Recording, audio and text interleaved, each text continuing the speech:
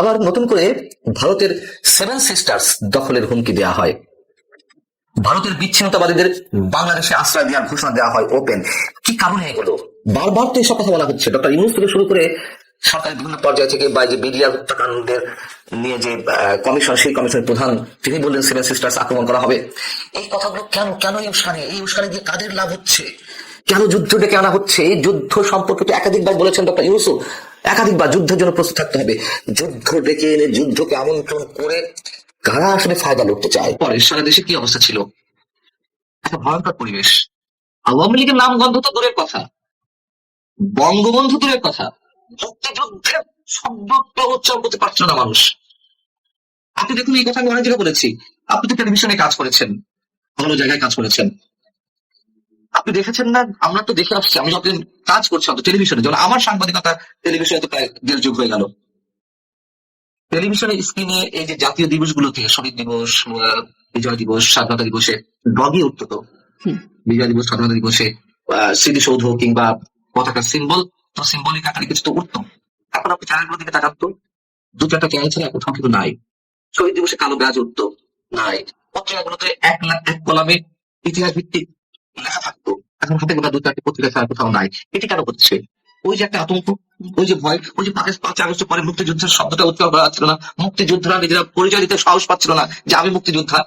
এই ভয়গুলো আস্তে আস্তে কাটিয়ে উঠেছে। কিন্তু বিএনপি এখনো পর্যন্ত ওই জায়গাতে আমার মনে হয় কোনো ফার্ম ডিসিশন করতে পারেনি তারা আসলে কি করতে চায়। এবং ভারত ইস্যুতে আপনি দেখুন, 5 আগস্টের পরে ভারত ইস্যুতে কখনো কখনো বিএনপির কোনো নেতা হুঙ্কার ছাড়ছে, আবার কখনো কখনো কোনো নেতা বলছেন না, প্রতিবেশী রাষ্ট্রের সঙ্গে শত্রুতা করে টিকে থাকা সম্ভব নয়। আমরা তো দেখছি দ্বিমুখী কথাবার্তা। তো ভারত ইস্যুটা আমি আরেকটু আলাদাভাবে কথা বলতে চাই, কারণ এখন ভারত ইস্যুটা খুব সেন্সিটিভ একটা জায়গায় পৌঁছে গেছে, ছিলই, এখন আরো বেশি হয়ে গেছে সম্ভবত। মানে যে বিষয়টি বলছেন মুক্তিযুদ্ধের বিষয়টা, আমি শুনছিলাম প্রভাবশালী অনলাইন অ্যাক্টিভিস্টরা তারা বলছেন এখন মুক্তিযুদ্ধ শব্দটাই একটা প্রতারণা। মুক্তিযুদ্ধ মানে এই শব্দটাই সঠিক না, সবচেয়ে বিভ্রান্তিকর শব্দ হচ্ছে মুক্তিযুদ্ধ।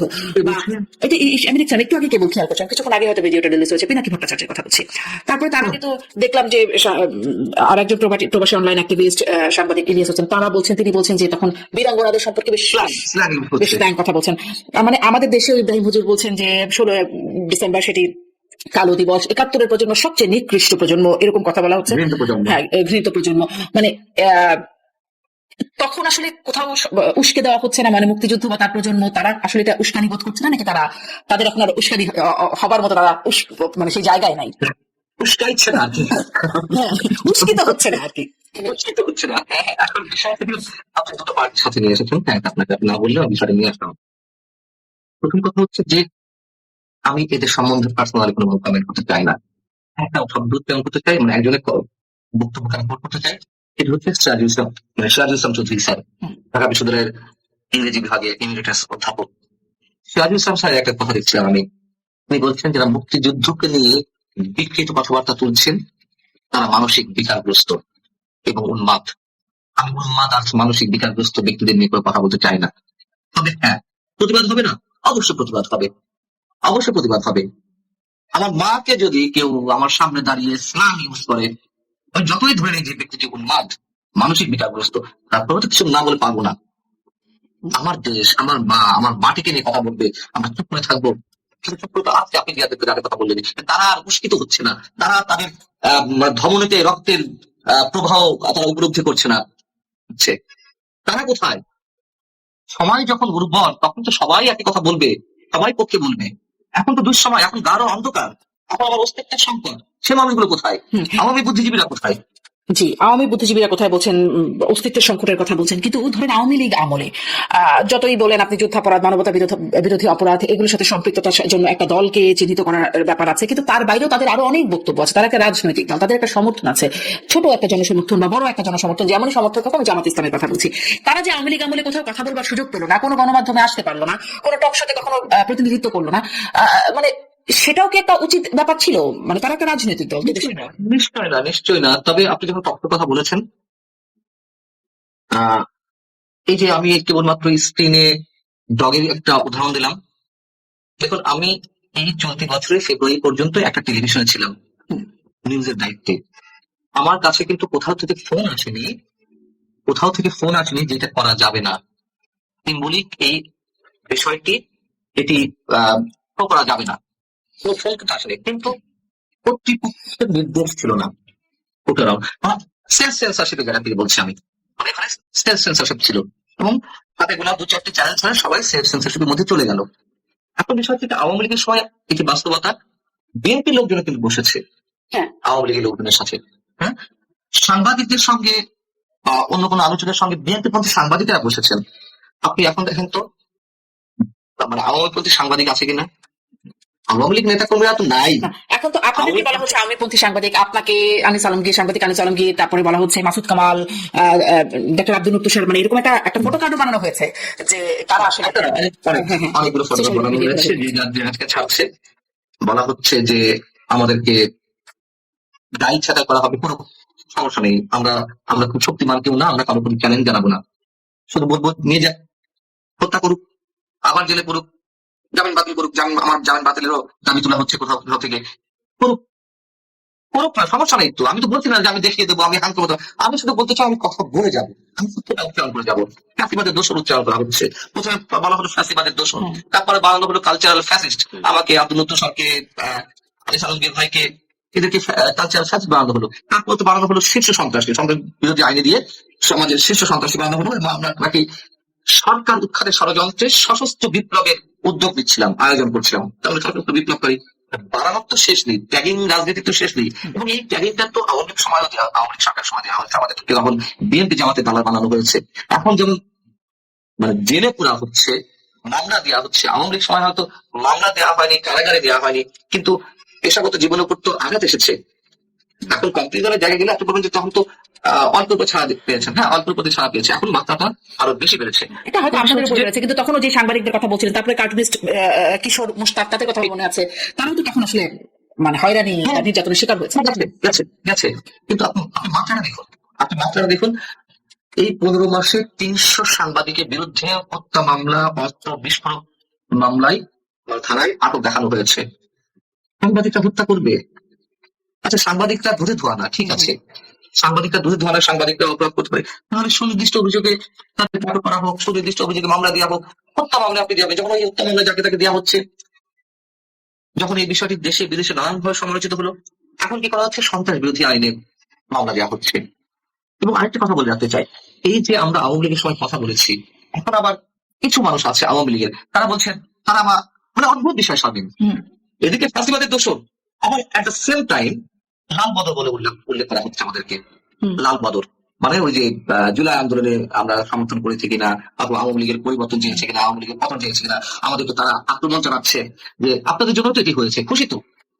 এই কথা বলার কোন স্কোপ নেই যে আজকে যদি জঙ্গিবাদ চরমপন্থা উত্থানের একটা উর্বর ক্ষেত্র তৈরি হয়ে থাকে, তার জন্য আমরা দায়ী কেন, আমরা আওয়ামী লীগের সমালোচনা করেছি, এটা বলার কোন স্কোপ নেই যে জঙ্গিবাদ বা চরমপন্থার উত্থান ঘটবে বিধায় আমি আজীবন আওয়ামী লীগকে সাপোর্ট করে যাব, আওয়ামী লীগের দুর্নীতি, আওয়ামী লীগের লুটপাট, আওয়ামী লীগের টাকা পাচার, আওয়ামী লীগের গণতন্ত্র হত্যা, বাক স্বাধীনতা হরণ, এইগুলোকে আমি সাপোর্ট করে যাবো, এটা বলার তো কোনো সুযোগ নেই। বাট করা হচ্ছে, খোঁচা দেওয়া হচ্ছে, আক্রমণ করা হচ্ছে।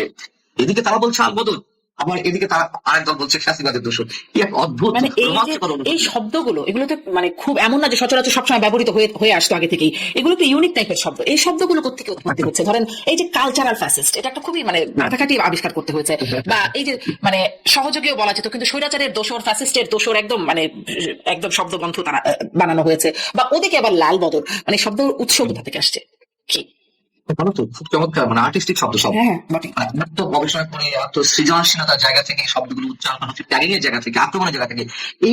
এই মাথাগুলো, এই মানে উর্বর মস্তিষ্ক প্রসূত যে ভাবনাগুলো, এগুলো যদি একটু পজিটিভলি অ্যাপ্লাই করা হতো, জিনিসটা কত সুন্দর হতো, তাই না? তা না, এগুলো তো প্রতিহিংসা, এগুলো তো প্রতিহিংসার জায়গা থেকে হচ্ছে সবকিছু, নোংরামির জায়গা থেকে হচ্ছে। যদিও আমি বলেছি যে সৃজনশীল জায়গা থেকে হচ্ছে, আর্টিস্টিক হইতে হচ্ছে, এগুলো আমি স্যাটায়ার করে বলছি, জঘন্য তো। এগুলো তো ভালো যে ভাষা আক্রমণ করা হচ্ছে। কিছু কিছু যে ব্যক্তি আছেন সোশ্যাল মিডিয়ায়, মানে আপনি নারী, আপনি যে একজন নারী, আপনার প্রতি আমার সম্মান প্রদর্শন করতে হবে, সেই সম্মানটাও ন্যূনতম সম্মান বোধ আপনার প্রতি আমি দেখাচ্ছি না। অথবা আমাকে যখন অ্যাটাক করা হচ্ছে, আমার মা, আমার ওয়াইফ, আমার কন্যাকে নিয়ে এমন সব বিষয় উল্লেখ করেছি, দেখুন আমি এখানে একটি জায়গায় আওয়ামী লীগের পক্ষে না বলে পারছি না, সাবেক তথ্য প্রতিমন্ত্রী আওয়ামী লীগের সময় নাম মুরাদ, কি মুরাদ যেন ছিল, মুরাদ, হ্যাঁ সবাই আসলে ভিন্ন ভাবে, মানে তার প্রচলিত নাম টাকলা মুরাদ। সে যখন জাইমা রহমান সম্বন্ধে খুব প্রচন্ড কুৎসিত একটা শব্দ উচ্চারণ করলেন, তার মন্ত্রিত্ব কিন্তু ছিল না। শুধু মন্ত্রিত্ব নয়, আওয়ামী লীগের সব ধরনের সদস্য পদ থেকে তাকে বাদ দেওয়া হয়েছিল। শুধু বাদ দেওয়াই নয়, তাকে দেশ ছাড়তে হয়েছিল। আর এখন আমাদের মুক্তিযুদ্ধকে নিয়ে যেভাবে নোংরা ভাষা ইউজ করা হচ্ছে, নারীদেরকে নিয়ে, অথবা আমাকে টার্গেট করেছে, আমার স্ত্রী, আমার মা, আমার সন্তানকে নিয়ে যেভাবে জঘন্য কুৎসিত ভাষায় মিথ্যা সাক্ষ্য বলা হচ্ছে, তাদের বিরুদ্ধে তো একটা ব্যবস্থা নেওয়া হচ্ছে না। কতটা কুৎসিত জায়গায় আমরা যাচ্ছি, কুৎসিত জায়গা অবলম্বন করছে। এর শেষ আছে তো, সব বিষয়টা শেষ আছে না। আমি যে বললাম যে আমাকে ধরে নিয়ে যাক, আমাকে হত্যা করুক, আমার উপর মব চালাক, আমাকে কারাগারে নিয়ে হোক, কি হবে? সব থেমে যাবে। সেটা মনে করেছিলেন দুপুর 12:20 যখন তিনি দেশ ছাড়েন, সকাল 10টায় তিনি মনে করেছিলেন যে তাকে এইভাবে দেশ ছেড়ে চলে যেতে হবে? যারা ক্ষমতায় থাকে তারা এগুলো মনে রাখে না, তাদের প্রতি এই জায়গাতেই আমাদের করুণা। কিন্তু তাদের সামনে কি ভবিষ্যৎ রয়েছে? ন্যাচারাল পানিশমেন্ট বলে তো একটা কথা আছে, সে তো হয়, আপনি কোনো কিছু বিশ্বাস না করেন, ন্যাচারাল পানিশমেন্ট একটা বিশ্বাস করতে হবে। কিন্তু সেটা যেগুলো ক্ষমতায় থাকে, রাজদণ্ড যাদের থাকে, তারা আচ্ছা, আপনার কথা খুবই স্পষ্ট, মানে এইদিকে যে এরকম স্ল্যাং ইউজ করা হচ্ছে বা যেভাবে করে আপনাদের ডিমিন করা হচ্ছে, সেদিকে কোনো মানে সেখানে আইনিগতভাবে কোনো অপরাধ হচ্ছে না। বা ধরেন একটু আগে আমি যদি বলছিলাম যে ছিঁড়ে ফেলো ফেরে ফেলো তাদেরকে, এগুলো আসলে অপরাধ না, কিন্তু অন্যদিকে কথা বললে সেটি একটু অপরাধ হয়ে যাচ্ছে। যদি আমরা আসলে খুবই কনভিন্স ছিলাম যে শুধু একমত না, দ্বিমত বা ভিন্ন মত প্রকাশের স্বাধীনতা থাকবে, সমালোচনা করুন মন খুলে, খুবই আসার কথা ছিল এই জায়গাটি, অন্তত সাংবাদিকদের কেন বলেছিলেন তো, ইউনূস সাহেব বলেছিলেন মন খুলে সমালোচনা করুন। তার প্রেস সেক্রেটারি বলেছেন স্বাধীন বাংলাদেশের ইতিহাসের সাংবাদিকরা নাকি সুবর্ণ সময়, সর্বোৎকৃষ্ট সময় উপভোগ করছে, এই তার নমুনা। এখন এই যে সাংবাদিকদের মানে আনিস আলমগীরকে গ্রেপ্তারের পরে সম্পাদক পরিষদ একটা বিবৃতি দিয়েছে, বা তার আগে কদিন আগে আন্তর্জাতিক সংগঠন সিপি যে তারা বলছেন যে মানে কাশীপুর কারাগারে যারা আছেন সাংবাদিক, তারা বেশ করুণ অবস্থায় আছেন, তাদের মুক্তির কথা বলে তখন প্রেস সচিবের কথা বলছেন, তিনি বলছেন যে আইন তার নিজস্ব গতিতে চলছে, এখানে প্রধান উপদেষ্টা করার কিছু নাই। কারণ নিজস্ব গতি চলছে, ভয়ঙ্কর ভাবে নিজস্ব গতি চলছে, চলছে তো যা চাইছে সেই গতিতেই চলছে। এবং হিউম্যান রাইটস ওয়াচও স্টেটমেন্ট দিয়েছিল আমার ক্ষেত্রে, রিপোর্টার্স উইদাউট বর্ডার্স তারাও খুব স্ট্রংলি একটা প্রোটেস্ট দিয়েছিল আমার ক্ষেত্রে, আশা করি আরেক ভাইয়ের ক্ষেত্রে আসবে। ধারণা করা হচ্ছিল যে আমাদেরকে আটক করে সরকার সম্ভবত ভুল করেছে, এটা ফিল করতে পারছে, অথবা ন্যাশনাল ইন্টারন্যাশনাল যে প্রতিবাদগুলো গড়ে উঠেছিল সেখান থেকে হয়তো বোধোদয়ের সৃষ্টি হয়েছে যে না, এগুলো করা ঠিক হচ্ছে না। ওই যে আপনি একটু আগে বলছিলাম যে আমরা ভয়ঙ্কর ভাবে আশাবাদী হয়ে উঠেছিলাম যে একটা পরিবর্তন পজিটিভলি হবে, সেই জায়গায় আমরা সবাই আশাবাদী হলাম। ঠিক শেষ মুহূর্ত পর্যন্ত আমি আশাবাদী হয়েছিলাম, কিন্তু আমার ক্ষেত্রে যেগুলো বলা হয়েছিল সেটি সরকারের জন্য একটু বিব্রতকর।